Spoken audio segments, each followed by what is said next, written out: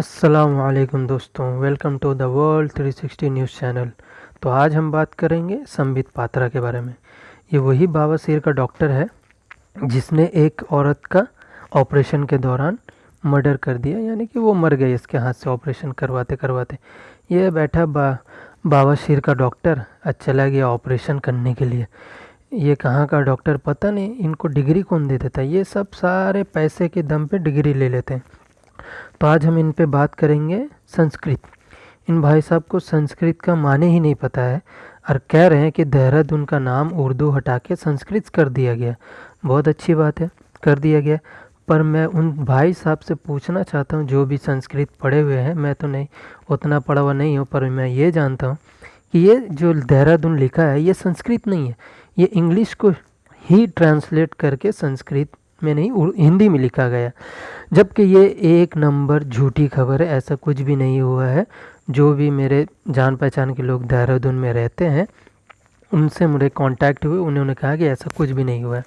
तो इसी में एक राहुल बोल के एक शख्स हैं, वो कहते हैं कि कितना झूठ फैलाते हैं यार ये लोग।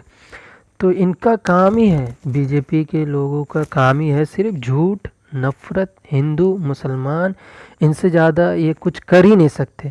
जहाँ जानते हैं कि मुसलमान भारी पड़ेगा वहाँ पे ये हिंदू मुसलमान का काट खेलने लगते हैं।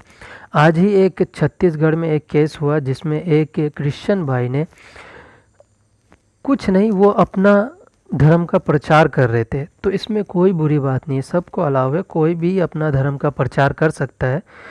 अब मानना ना मानना अगले के हाथ में है कि अगर समझ लो कि दो सब्जी वाले हैं, तो क्या एक सब्जी वाला अगर अपने सामान को अच्छा बोलेगा तो दूसरा सब्जी वाला उठ के जाके उसको मारेगा? नहीं, दूसरा सब्जी वाला वो अपने सामान को कैसे अच्छा प्रेजेंट कर सकता है वो अपने तरीके से बताएगा।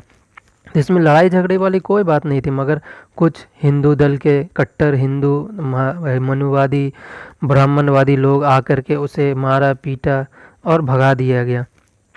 जब मोदी जी ने खुद उर्दू वर्ड का इस्तेमाल अपने ट्वीट में कहा था तब उनसे उनको कोई प्रॉब्लम नहीं हुआ था।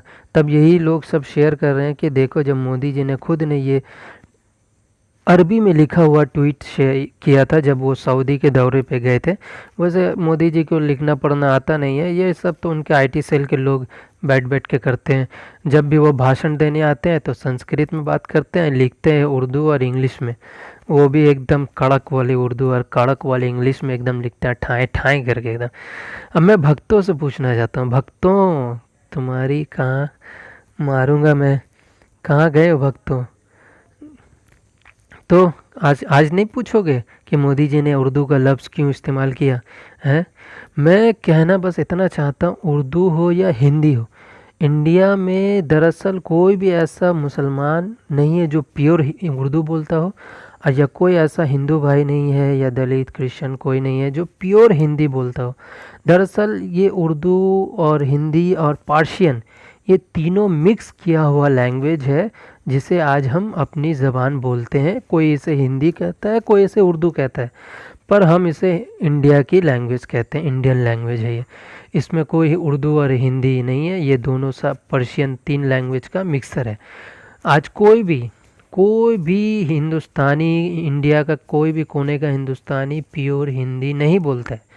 पहले के ज़माने में हो सकता बोलता होगा, पर अब नहीं बोलता। कुछ इंग्लिश हिंदी मिला के बोलते हैं, कुछ उर्दू हिंदी तो कंपलसरी चलता है। तो मैं उन भक्तों से पूछना चाहता हूँ, पहले तुम्हें मुसलमान से नफ़रत था, फिर उनके रंगों से नफ़रत हो गया, अब तुम्हें उनके भाषाओं से नफ़रत होगी, अब उर्दू भाषा से तो मैं भक्तों से पूछना चाहता हूँ कि उन्हें क्यों ऐसा लगता है कि उर्दू ज़बान ख़राब है? तब तो तुम्हें स्कूल जाना चाहिए। स्कूल जाओगे नहीं तो सीखोगे कहाँ से, जानोगे कहाँ से कि उर्दू क्या है, हिंदी क्या है? उर्दू तो इंग्लिश पढ़ने तो जाते नहीं हो और भाषण बड़े बड़े देते हो। तो मैं भक्तों से पूछना चाहता हूँ कि भक्तों, कितना और कितना गिरोगे तुम नीचे, कितना जाओगे नीचे? जितना भी जाओगे हमें ही पाओगे, क्योंकि हम ही हैं इन धरती में बसे हुए। तुम लोग तो जल के खाए हो के चले जाते हो गंगा नदी से पर्शियन गर्ल्स से सऊदी से अमेरिका तक बहते हुए चले जाते हैं। हम ही इस धरती में बसे हैं और हम ही इस धरती में रहेंगे। तुम जितना खोदोगे हम ही मिलेंगे और कोई नहीं मिलेगा। हमारा ही पहचान मिलता रहेगा तुम्हें आखिरी दमों तक। तो हम भक्तों कहाँ गए भक्त? अरे गोबर हो, अरे नाली के कीड़ों, कहाँ हो तुम? तो मैं सबसे पहले कहना चाहूँगा, जो भी मेरे चैनल में नए लोग हैं वो पहले हमारे चैनल को सब्सक्राइब कर ले। जो भी इन भक्तों की बजाना चाहता है वो मेरे चैनल को सब्सक्राइब करे, लाइक करे और कमेंट करे।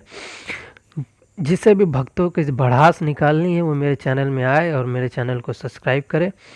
मैं इन भक्तों की अच्छी से लेता हूँ और लेता रहूँगा, यही मेरा कर्तव्य है। तो भक्तों, गोबरों, आज गोबर गाय मूत्र पियो कि नहीं पियो? कोरोना वायरस चल रहा है। तो भक्तों कहाँ गए हो? आज तुमसे एक सवाल है। आज तुमसे एक सवाल पूछता हूँ मैं कि जो गुजरात में जो हुआ, जो गुजरात में एक लड़की पुलिस ऑफिसर को एक एमएलए के लड़के ने ये किया कि उसको आज अपनी नौकरी छोड़नी पड़ी, तो तुम अब किसके साथ खड़े हो? क्या वो उस पुलिस ऑफिसर लड़की के साथ जो अपना काम ईमानदारी से कर रही थी, या तुम उस पॉलिटिशियन यानी बीजेपी के एमएलए के बेटे के साथ खड़े हो? तुम अब ये सवाल का जवाब दो। अब भक्तों से मैं एक बात पूछना चाहता हूँ कि राम मंदिर कहाँ बनेगा? क्योंकि नेपाल ने तो भाई बड़ा डिक्लेरेशन कर दिया है कि रियल अयोध्या इस नेपाल, लॉर्ड राम वॉज नेपाली। ये केपी शर्मा ओली का नाम है और ये नेपाल के प्राइम मिनिस्टर है। तो भक्तों, अब तो तुम्हारी हालत पतली हो गई होगी। जिस कारण तुमने वोट दिया था बीजेपी को, वो तो झूठी निकली। अब तो असली राम योद्धा तो नेपाल में है। तो अब क्या करोगे? नेपाल में जाके वोट लड़ोगे या नेपाल में जाके हिंदू मुस्लिम करोगे? ये मैं नहीं कह रहा हूँ, तुम अपनी आंखों से देख लो। अंधो, शायद तुम्हें पढ़ना नहीं आता होगा तो मैं तुम्हें हिंदी में ट्रांसलेट कर देता हूँ। सच्ची अयोध्या नेपाल में है, लॉर्ड राम नेपाली थे। ठीक है, इतना तो समझ ही गए होगे गोबरों, दिमाग में तो गाय मूत्र भरा है। तो अब जाओ तुम नेपाल और नेपाल में जाके अयोध्या मंदिर बनाओ। ठीक है, अब तुम्हारा इंडिया में कोई काम नहीं है, अब हिंदू मुस्लिम करने के कोई काम नहीं है। ये वाला तो खबर सुन के तुम्हें रोना आ रहा होगा कि अब करें तो करें क्या, बोले तो बोले क्या। वाह मोदी जी वाह, इन भक्तों को कैसा चूना लगाया। खुद तो अपने आप को फकीर बोल के राजगद्दी में बैठ गए और इन फकीरों को फकीरी भी याद नहीं दिलाई कि ये कितने झंडू फकीर हैं।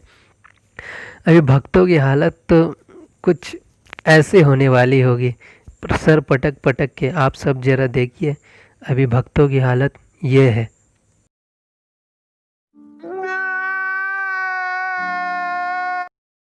तो भक्तों अब तैयार हो जाओ, क्योंकि अब तुम्हें नेपाल में भी तो इलेक्शन लड़ना होगा, वहाँ भी तो हिंदू मुस्लिम करना होगा। पर वहाँ हिंदू मुस्लिम करोगे कैसे? वहाँ तो सभी हिंदू है। अब तो वहाँ तो तुम्हारी दाल गलेगी नहीं बेवकूफ़ो है। अब क्या करोगे? नेपाली लोग को मार के भगाओगे? उतना तो तुम्हारे घर पिछवाड़े में दम ही नहीं है। जबकि नेपाल एक छोटा सा कंट्री होके तुम्हें तुम्हारे इंडियन सिटीजन्स को मार देता है और तुम्हारे इंडियन न्यूज़ चैनल को ब्लॉक कर देता है। अब तो भैया योगी साहब क्या करेंगे? अब बस योगी साहब का काम तो एक ही है, एक मुसलमान पे एफआईआर करो और एक नाम चेंज करो, नाम चेंज करो। तो अब क्या करेंगे मालूम है? अब वो नाम चेंज करेंगे कि अयोध्या नेपाल में, अब नेपाल का नाम अयोध्या कर देंगे या तो फिर अपना अयोध्या का नाम ही नेपाली कर देंगे कि यही नेपाल है। क्योंकि अपने योगी साहब से तो कुछ होने वाला नहीं है, वो तो झंडू झंड है और कुछ बाकी सब घमंड है। जरा सुनिए। अरे माँ चुदी पर ही अचानक बता रहे हो करे। चलिए सुन लिया ना? अब ये हालत हो रखी है बीजेपी की, सबकी डैश लगी पड़ी है। तो भक्तों, अब तो तुमसे ना हागा जाएगा ना गिला जाएगा। बेचारे अब करोगे क्या करोगे? बेचारे इतने साल से सोच रहे थे अयोध्या तो यूपी में, अभी तो डिक्लेरेशन आ गया कि अयोध्या है। अब तुम्हें मैं एक बात बता दूं, कोरोना वायरस पैंडेमिक बद से बदतर हो जाएगा, ये WHO का कहना है। WHO का मतलब तुम्हें पता नहीं होगा, वर्ल्ड हेल्थ ऑर्गेनाइजेशन। तो और सबसे अहम खबर, यूएई भी अब मार्स को पहुंच चुका है। ये एक 5वीं कंट्री है अमेरिका, चाइना, इंडिया और रशिया के बाद यूएई मार्स में कदम रखने वाला है। बहुत ही खुशखबरी की बात है कि गल्फ़ कंट्रियां भी अब बहुत जल्द ही तरक्की कर रही है और इंशाल्लाह आगे भी करेगी। आप इन खबरों को कैसे देखते हैं? हमारे चैनलों पे आने के लिए आपका बहुत बहुत शुक्रिया। हमारे चैनलों को सब्सक्राइब कीजिए, लाइक कीजिए, कमेंट कीजिए और हमें दुआ में याद रखिए और हमारे लिए दुआ कीजिए कि हमारा ये चैनल सक्सेस हो। आपका बहुत बहुत शुक्रिया। अल्लाह हाफिज़।